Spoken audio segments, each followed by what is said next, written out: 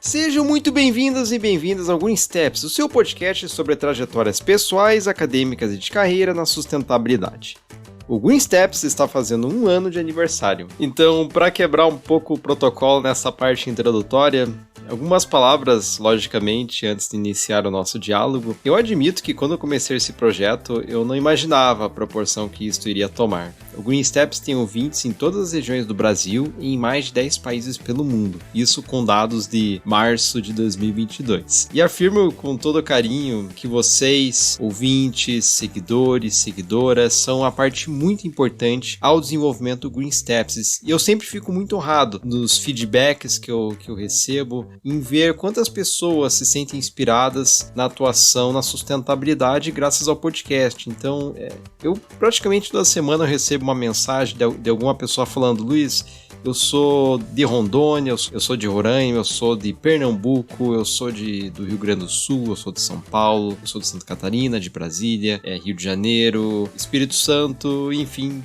quase todos os estados do Brasil, e dizendo: eu me inspirei muito na atuação da pauta X, da pauta dos direitos animais, dos desastres, graças à conversa que você teve com a pessoa X, ou com o convidado Y, ou com a convidada Z. E eu acredito que isso, a cooperação e sentimento de cooperação é o que faz valer não só o Green Steps, mas toda a pauta da sustentabilidade. E para celebrar o aniversário do podcast, eu trago para vocês um convidado super especial. Eu converso hoje com o Dr. Juca Ferreira, que tem uma longa trajetória na pauta da sustentabilidade, ele que atua e atuou na pauta da cultura, na pauta do meio ambiente. O Dr. Juca estudou Línguas Latinas na Universidade de Estocolmo, na Suécia, e Ciências Sociais na Universidade de Paris I de Sorbonne, na França. Possui uma incrível trajetória na administração pública, com passagens na Secretaria Municipal de Meio Ambiente de Salvador, no Ministério da Cultura do Brasil, na Secretaria de Cultura do município de São Paulo, também como presidente da Fundação Municipal de Cultura de Belo Horizonte, e dentre outras atuações que discutiremos em nosso diálogo. Portanto, Dr. Juca, muito obrigado pela sua presença no Green Steps. Ok, vamos nessa. E não se esqueça de seguir o Green Steps no Spotify, Google Podcasts, Apple Podcasts e YouTube para continuar atualizado ou atualizada nos episódios mais recentes, bem como de dar 5 estrelas no Spotify e no Apple Podcasts. Isso ajuda muito na produção desta mídia. E vamos lá para mais uma conversa.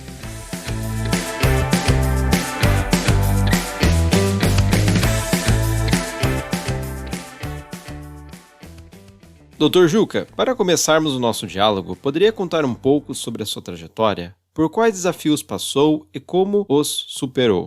Olha, eu fui exilado durante 9 anos.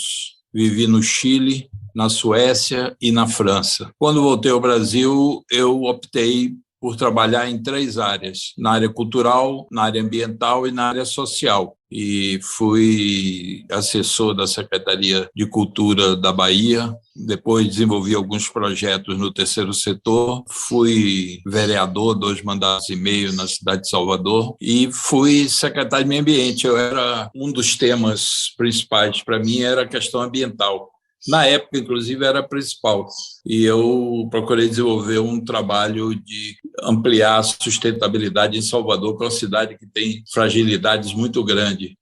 Saneamento básico precário, a cobertura vegetal da cidade é pequena, uma série de problemas. E aí fui vereador da cidade. Quando o Gil foi escolhido por Lula, ele me convidou. Eu fui com ele para ser o secretário executivo do Ministério, o segundo, né, da hierarquia do Ministério. E nós desenvolvemos um trabalho seminal. O Ministério já existia há uns 17 anos, mais ou menos, mas nunca tinha feito nada de estratégico, de importante. Passaram pessoas importantes por lá, mas era mais aquela visão de ficar ali para dar uma contribuição em outra área. Não havia um trabalho de construção de políticas ambientais. Então, nós começamos esse trabalho, constituímos o que seria a responsabilidade do Ministério da Cultura, do governo federal em relação ao desenvolvimento cultural, definimos a metodologia e fomos elaborando os programas, projetos e ações do Ministério. Havia um ineditismo grande, teve um impacto grande na área cultural. Nós procuramos trabalhar com o Brasil inteiro, criamos mecanismos de participação na definição das políticas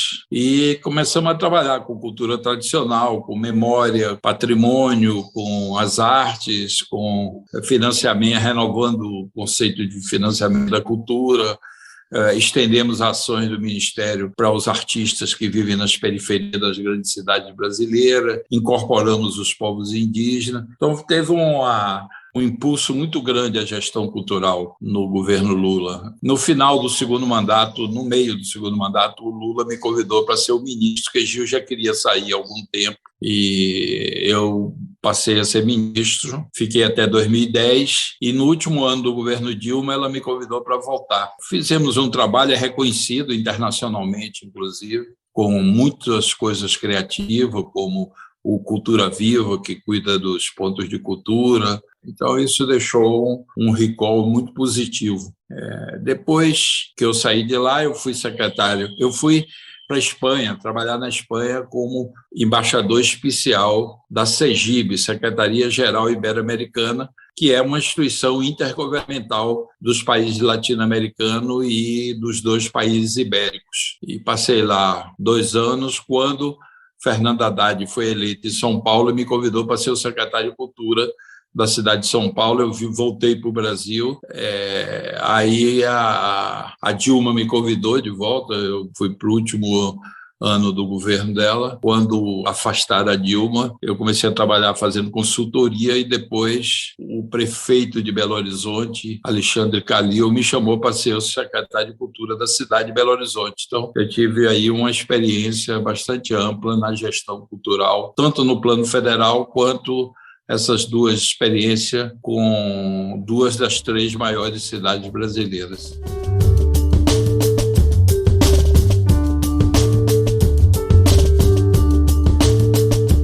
Dr. Juca, no início comentou das suas áreas de atuação, campos aos quais iria dedicar a sua trajetória. Como surgiu os interesses pelas pautas da cultura e do meio ambiente? Olha, cultura eu sempre tive.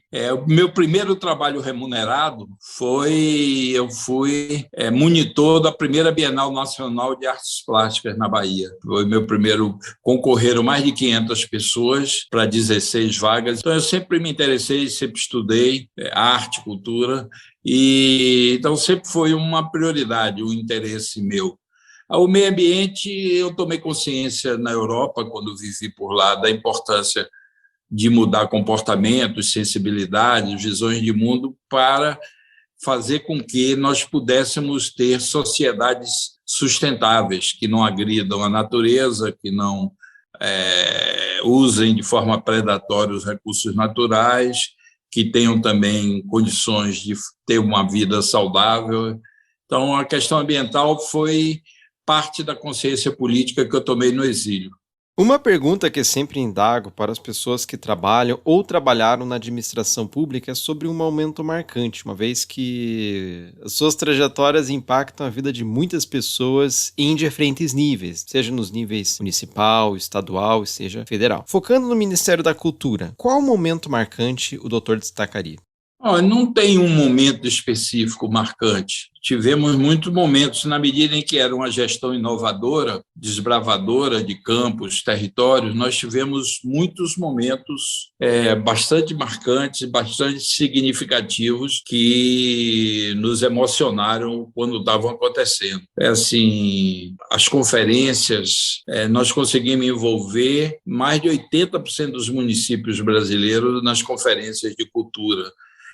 A visita às aldeias indígenas, a aldeia Bororo, foi muito impressionante, e aos Axaninkas. Axaninca eu passei 3 dias e meio lá, dormindo na aldeia, e com os Bororos, a Gil ainda era ministro, nós fomos muito bem recebidos e foi um diálogo que eu nunca esquecerei, do cacique da aldeia com Gilberto Gil. Ele disse que os Bororos, ali naquela região, eram os índios que gostavam dos escravos que fugiam da escravidão. E eles indicavam onde montar os quilombos, onde buscar água. Eles ajudavam os quilombolas e os quilombos a se estabelecerem. E ele via na ida de Gil lá na aldeia como um retorno que os espíritos desses africanos estavam dando para ele. E ele disse o seguinte: olha, ministro, nós não queremos ser igual a vocês, nós queremos ser indígenas, mas a gente gosta de algumas coisas de vocês. Celular, computador, parabólica, e a gente quer ter o direito de escolher quanto queremos continuar sendo índio e quanto queremos absorver da sociedade de vocês. Os funcionários públicos da FUNAI não podem vir aqui dizer como a gente deve ser indígena, isso é uma opção nossa. Aí parou assim, virou para a Gil e disse: você já imaginou a dificuldade que é para a gente fazer escolhas nesse momento? Nem vocês sabem direito o que fazer com essa sociedade que vocês inventaram, imagine a gente. Então, nós queremos ter o direito de escolher. O que a gente gosta no Ministério da Cultura é que vocês não vêm aqui dizer como a gente deve ser índio, vocês querem nos apoiar no nosso processo de escolha. Achei perfeito aquela fala dele. Dr. Juca, as pautas da cultura e do meio ambiente estão passando por um momento bastante complexo na atual gestão do governo federal. E é incontroverso que tal problemática vem afetando muito os povos indígenas. Olhando para a temática do patrimônio material e imaterial dos povos indígenas, como a sociedade civil pode agir neste momento para a sua preservação? E também, nesta linha, o que as futuras gestões do governo federal poderiam fazer nesse sentido? Olha, não há possibilidade do Brasil se manter enquanto nação com um governo do tipo do Bolsonaro. Eles estão destruindo o Estado brasileiro, estão destruindo as políticas públicas, estão destruindo todo o sistema civilizado de funcionamento da sociedade, os direitos. É um processo de demolição do país. Não há nenhum detalhe, por exemplo, extinguir o Ministério da Cultura, estão desmoralizando a Fundação Palmares, estão destruindo a Cinemateca, estão destruindo a Funarte, querem destruir o IFAM, eles são corrosivos. E as políticas em relação aos povos indígenas, seu patrimônio, o que representam, no momento atual, é resistir, denunciar, porque eles têm uma política em relação aos indígenas de transferi-los para as periferias das grandes cidades. Eles não querem a existência de territórios indígenas, de aldeias, de cultura própria. Eles não têm arcabouço intelectual. Não é só o Bolsonaro e sua família, não. Toda essa estrutura que ele mobilizou, eu não sei onde ele vai buscar essas pessoas. Eu já tive a impressão que era no inferno. Ele deve ter a chave do inferno. Vai lá, abre, pega uns 2 ou 3 e traz para aqui para ajudar ele, para ajudá-lo para demolir. Então, assim, a curto prazo é resistir, denunciar, mobilizar a opinião pública, mobilizar as instituições internacionais. Os índios precisam da garantia do seu território. Ele está querendo introduzir garimpo e madeireiro nos territórios indígenas. Então, os índios precisam do seu território, precisam que esses territórios sejam protegidos. Os índios precisam de políticas públicas, tipo assistência médica, precisam de atendimento cultural também, de garantir, para preservar suas línguas. Então, tem todo um trabalho que a FUNAI, nos bons tempos, desenvolveu. Eu digo, nos tempos do Rondon, nos tempos áureos de Darcy Ribeiro. O IFAM também tem uma política de preservação que é reconhecida internacionalmente. Então, o como fazer a gente sabe. Agora, no atual momento, nós estamos passando uma dificuldade porque não são 1, 2, nem 10 dimensões do país que estão sendo corroídas por essa turma. Eu, na altura dos meus 20 e poucos anos, eu sempre cresci buscando entender as atuações dos ministros de Estado. E eu cresci vendo o doutor Gilberto Gil, dentre outros e outras. Sempre quando a pasta da cultura era debatida na televisão, sabíamos que um trabalho estava sendo feito. No entanto, desde 2016, nós tivemos uma discussão sobre a extinção do Ministério da Cultura na época do Temer. Mas em 2016... Ele chegou a extinguir. Extinguiu, né? O debate foi a área cultural, os artistas, técnicos, as organizações socioculturais ocuparam todas as dependências do Ministério no Brasil para preservar, eles tiveram que recuar. É incontroverso que após 2016 entramos em uma fase de ladeira abaixo, como algumas pessoas dizem. Bem, imaginando que nas próximas eleições seja eleita uma pessoa preocupada com a pasta da cultura no âmbito federal, como reestruturar o Ministério da Cultura?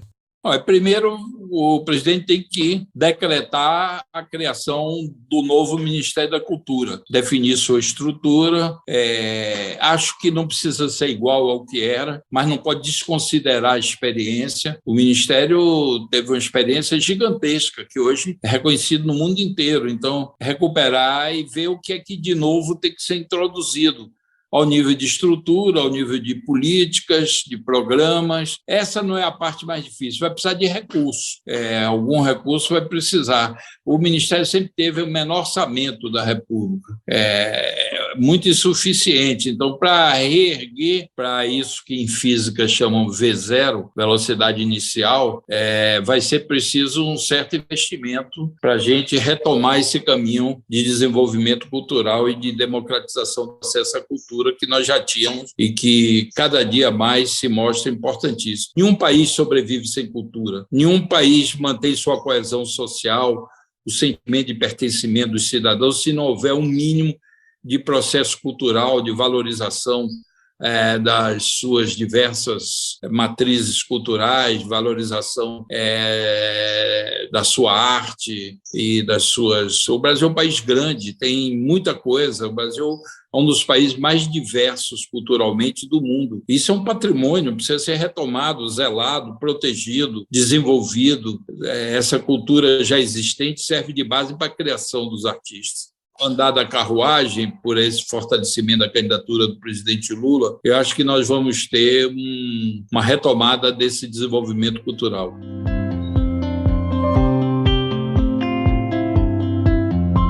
Dr. Juca, para encerrarmos a nossa conversa, imaginando que nós temos um ouvinte ou uma ouvinte que escutou a nossa conversa e se inspirou a trabalhar com a pauta da cultura, quais sugestões de filmes, documentários, livros, conselhos de carreira e dicas você daria para esta pessoa?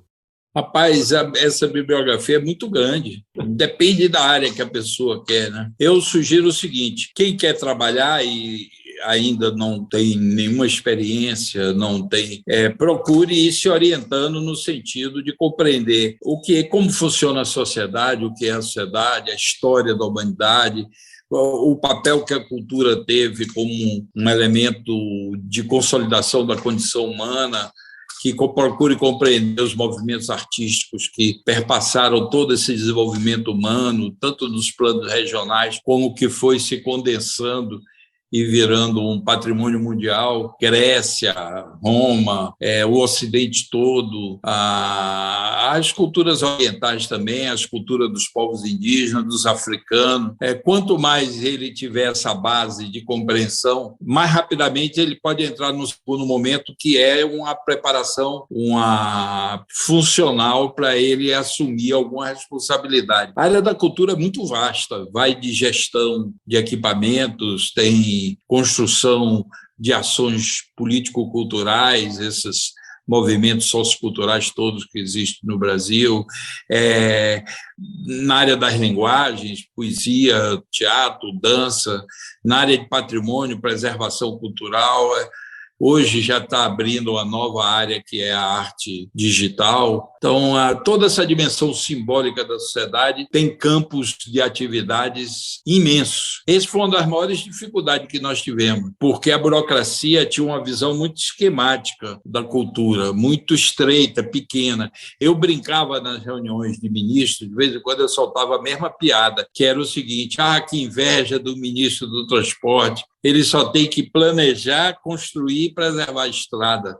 É claro que não é isso só, mas era a minha forma de dizer que prestem atenção que eu estou administrando uma pasta que é ampla, complexa, diversa, cada área é uma autonomia, é um mundo, é um universo próprio. Então, para uma pessoa que quer se inserir, ele tem que... Por exemplo, minha trajetória, minha primeira atividade, eu chamaria de política, foi repor os livros que tinham sido censurados em 64, que tinham sido retirados da biblioteca. Criamos um grupo de ativistas juvenis, a gente botava livro de volta e avisava aos estudantes. Acho que nunca leram tanto na vida pelo ato de rebeldia, de assumir uma contradição com o poder estudantil ali. Depois, o segundo foi organizar um grupo de discussão sobre arte, cultura, estética, filosofia. Eu organizava, convidava pessoas importantes, professores, intelectuais, para ir fazer a palestra. Tudo isso acompanhado de muito estudo. Era uma época que eu lia a tal ponto que uma vez no Natal minha mãe disse assim: não, para ele não precisa dar presente de outro tipo, não. O que ele gosta é livro. Aí eu disse: não, peraí, eu gosto de livro, mas gosto de outras coisas também. Eu não sou nerd, nem... Depois eu fui participando de atividades culturais e artísticas. Cada um descobre seu caminho e tem uma literatura que dá suporte ao processo de desenvolvimento. É muito amplo, muito complexo. Outros resolveram estudar na universidade. Eu, por exemplo, quando estive exilado na Suécia, eu estudei língua e cultura latina, línguas latinas e cultura de origem latina. Era uma parte do departamento da Universidade de Estocolmo, e minha ideia era, se o exílio continuasse, se demorasse mais, ser professor de português na Suécia. E aí eu fui para o Chile, desculpe, já tinha estado no Chile, fui para Paris, fui estudar na Universidade de Sociologia do Desenvolvimento, aí procurando entender mais que sociedade é essa que a gente vive, quais são as características dela, porque falar de capitalismo é pouco, aqui é um capitalismo periférico e dependente. Essa característica de ser capitalismo periférico e dependente dificulta muito o acesso de muita coisa que o capitalismo central tem, por exemplo, democracia aqui. De tempos em tempos, alguém dá um golpe, um militar lidera uma quartelada, ou agora inventaram esse tal de lawfare, que é através do sistema jurídico você dá um golpe, não tem outro nome. Então, a pessoa, para trabalhar com cultura, tem que ter vontade, desejo, conhecimento. Tem uns que são intuitivos. Eu já encontrei muita gente com a carga de intuição muito grande no que faz. Por exemplo, tem muita gente de física trabalhando com cultura. Eu não sei por que essa predileção dos físicos. Entre os maiores críticos de arte do Brasil, tem vários que eram físicos. Mário Schemberger, por exemplo, um dos maiores no seu tempo. Então, não é uma área assim que seja proibitiva para quem teve uma formação diferente. É uma área que é receptiva, porque a cultura, na verdade, ela tem relação e capilaridade com todas as dimensões da condição humana, com saúde, com segurança. A educação nem se fala, são atividades gêmeas. A cultura tem a ver com urbanismo, cultura. Então, todas as dimensões, de alguma maneira, têm sua dimensão cultural específica. E isso é uma grandeza dessa dimensão simbólica da sociedade, e que quem quer trabalhar com isso tem que escolher qual é o caminho que quer desenvolver. Eu gosto de gestão cultural pelo seguinte: é uma área secundária. A área principal da cultura é a área da criação, os artistas, a poesia, a literatura, o teatro, a dança, o cinema e outras na área da criação. São os técnicos que dão sustentação aos artistas. Não existe a arte hoje sem um suporte técnico. ou na difusão, ou na própria produção, ou certas linguagens são complexas, como é o cinema. A gestão cultural é secundária, mas não é desprezível, porque cabe ao poder público articular os instrumentos que estão ao acesso do gestor, para que ele crie o melhor ambiente possível para a arte, para o desenvolvimento da arte, para o acesso à arte, para o desenvolvimento cultural, para a compreensão do mundo. Então, tem que garantir liberdade de expressão, tem que garantir fomento, incentivo e financiamento, equipamentos culturais, teatro, bibliotecas, centros culturais, políticas que estimulem que a sociedade tenha os seus próprios equipamentos. A área de gestão é grande, é secundária, porque tem uma que é principal, mas ela é importantíssima. No Brasil, inclusive, a dimensão criativa é muito grande. É reconhecido no mundo inteiro como um dos países mais criativos, que tem uma diversidade cultural gigantesca, mas faltam políticas públicas. Por exemplo, quando o Gil assumiu, pela primeira vez a gente pediu informações sobre a cultura e a arte no Brasil para o IBGE e para o IPEA. O que veio é terrível, mas não nos surpreendeu, porque a gente já trabalha no setor. Pouco mais de 5% dos brasileiros entrou alguma vez no museu. Pouco mais de 5% dos brasileiros. Só 13% dos brasileiros vão ao cinema. Mais de 80% dos municípios brasileiros, na época que veio a pesquisa, não tinham um teatro, um cinema, uma biblioteca pública. O livro per capita ano que é lido no Brasil não sei hoje como está, andaram falsificando aí esses índices, mas é 1,7 livro per capita ano. É menos do que o índice de leitura dos países pobres da América Central. Como é que esse país pode dar certo assim? A gente vive na arte, na cultura, o que se vive no futebol no Brasil. É uma espécie de extrativismo. O futebol brota talentos no Brasil. Você vê que toda partida mundial hoje tem 5, 6. Ontem eu fui assistir PSG e Real Madrid, tinham 6 jogadores da seleção brasileira e parece que 8 brasileiros dos 22 em campo.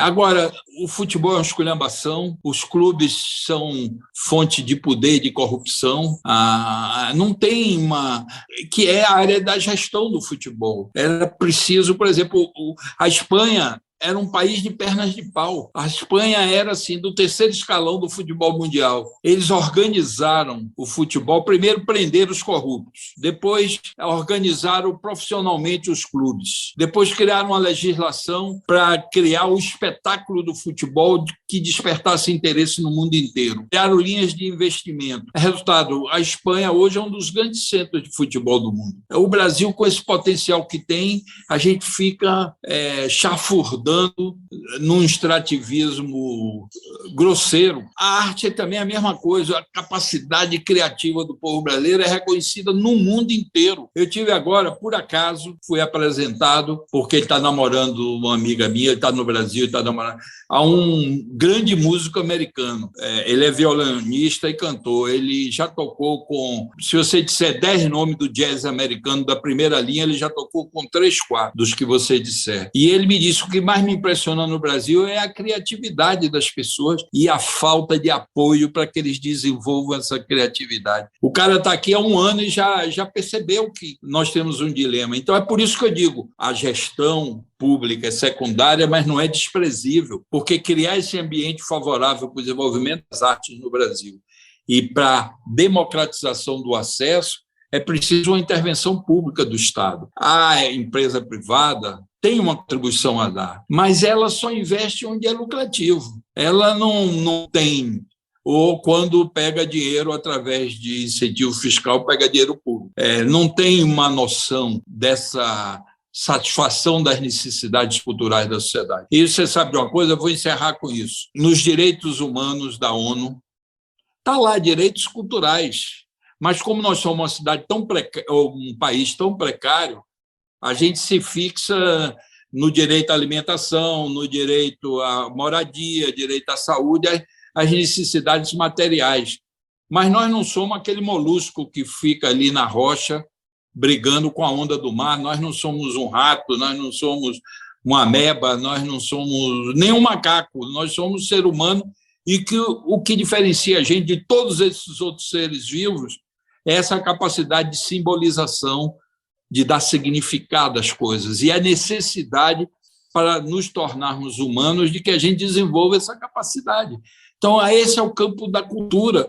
A cultura tem que estar no centro das preocupações dos governos e dos estados, porque ela não é uma política setorial no sentido clássico, ela é uma que tem a ver com toda a condição humana. Gilberto Gil, uma vez nós estávamos visitando a Chapada Diamantina, fazendo audiência pública lá, Gil era ministro, e uma mulher levantou o dedo, uma jovem, ministro, aí Gil deu a palavra a ela, ela disse, eu sou representante na região, aqui na Chapada Diamantina, do Ministério da Saúde. O principal problema aqui é aleitamento materno. As mães retiram o peito como fonte de alimentação e substituir por farinhas, por líquidos que é farinha dissolvida e amido. Isso, os meninos ficam robustos, entre aspas, mas isso não é saúde, isso é a substituição do principal alimento da primeira infância por algo que é amido puro, que é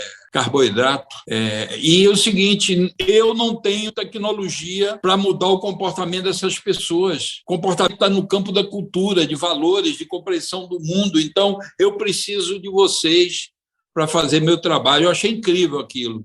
Aí, momentos que você perguntou, esse momento foi emocionante para a gente, para perceber essa capilaridade que a cultura tem, por exemplo, naquele momento com a saúde, como tem com a educação, como tem até com segurança pública.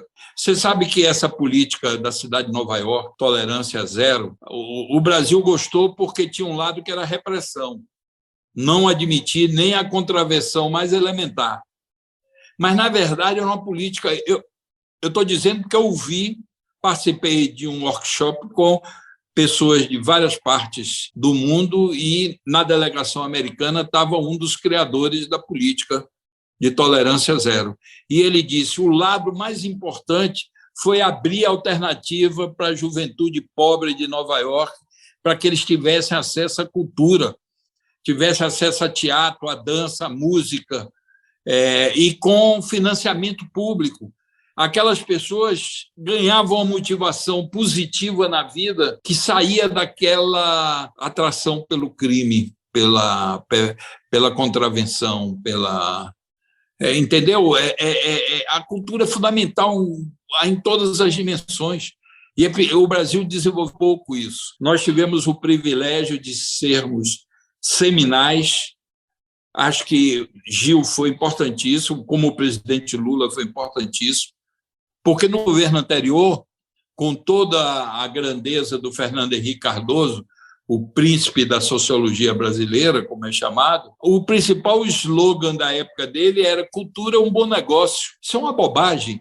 Cultura é um bom negócio, mas antes de ser um bom negócio, cultura é satisfação de necessidade humana, cultura é construção de subjetividade complexa, de generosidade, de atitude positiva diante do mundo, de capacidade de se inserir no mundo contemporâneo, de lidar com novas tecnologias. Cultura é tudo isso e é também uma economia importante. Mas se você reduz a cultura só à sua dimensão econômica, você retira a alma da cultura, da essência, sua finalidade, sua singularidade dentro da complexidade humana.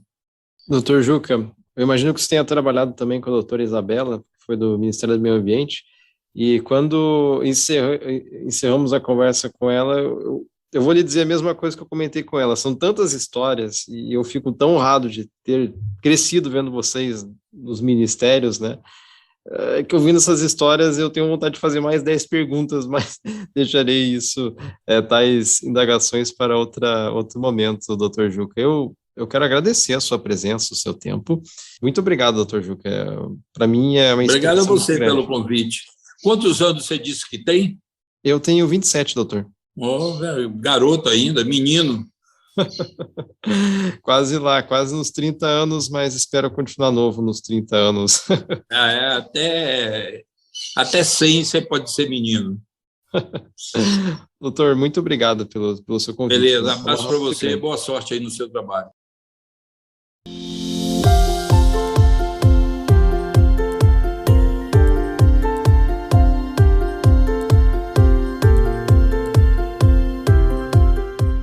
obrigado por ter escutado este episódio. Se gostou, recomende o Green Steps para suas amizades que também gostam da pauta sustentabilidade. Um especial agradecimento para todos aqueles e aquelas que seguem acompanhando o podcast desde março de 2021. E se você estiver querendo seguir uma carreira internacional, lhe convido a escutar o Social Steps Podcast, meu outro podcast, cujo conteúdo é uma série de conversas com profissionais de todo mundo sobre trajetórias de impacto social positivo. Os episódios estão no meu site pessoal, luisguilhermenemelo.com, que está na descrição deste capítulo. E em breve retornaremos com mais uma conversa.